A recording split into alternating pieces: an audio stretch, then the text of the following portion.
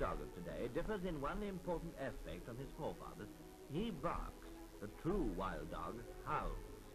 It cannot bark because this is purely a domestic achievement.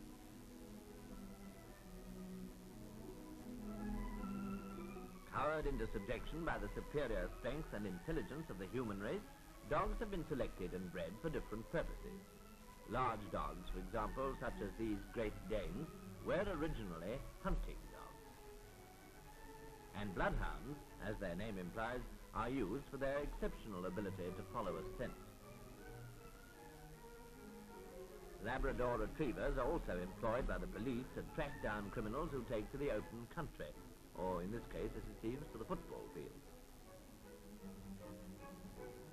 But perhaps sheepdogs of all kinds, with their extraordinary near-human intelligence, are the most widely known and responsible dogs at present in the service of man. To watch them driving sheep wherever the shepherd wishes is always a fascinating sight. A whistle and an odd word of command is all they ever need. In contrast, this Chinese gentleman performs no obviously useful purpose other than keeping a lap warm. Well, that's so, isn't it? Or have you got your eyes on something else? Ah, Siamese cat. I'd be very careful there, sir, if I were you. There's more in it than meets the eye. But, of course, what one dog does, another can always atone for, particularly if a lump of sugar is involved.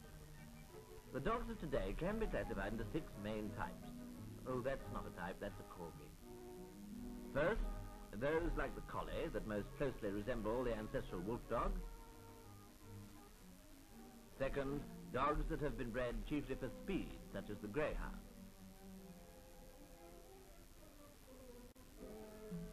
In the third group are dogs specially bred as gun dogs, that is, all the Spaniel tribe, and retrievers, such as this familiar black Labrador.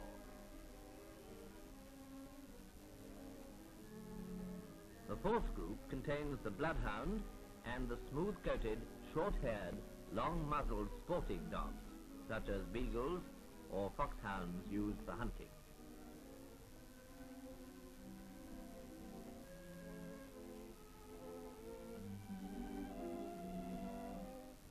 We don't see many of the fifth group in England because each one needs a family's meat ration to keep going.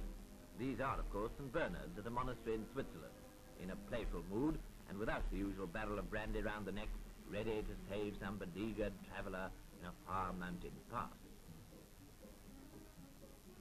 Other members of the fifth group, which covers the largest domestic animals, such as Great Danes, bulldogs, oh look, stay out of it, will you, we don't mean you, also includes mastiffs.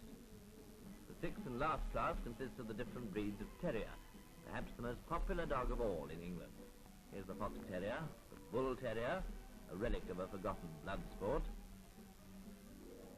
Scotties, who for all their size are fierce and pugnacious, Lakeland Terriers, about whom I can think of nothing whatever to say, and the Bedlington Terrier, a friendly and intelligent dog from Northumberland.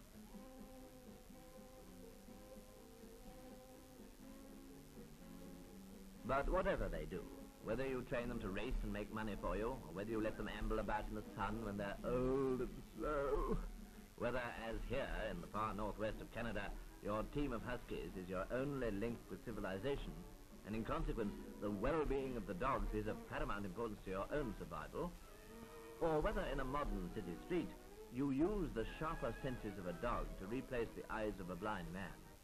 Whether you do any of these things, the Englishman has always got a soft spot in his heart for dogs. Excuse me, sir, you're back. Ah, thank you. You know what all this digging leads up to, I suppose? One of those outdoor baths you so obviously revel in. You know, it's a pity you don't take to the water like some of your friends. Yes, there's no doubt that dogs are unique among animals for their unquestioning loyalty to the human race. Their capacity for affection seems endless, and whatever the home or background against which they live out their short lives, they soon find a niche they can call their own.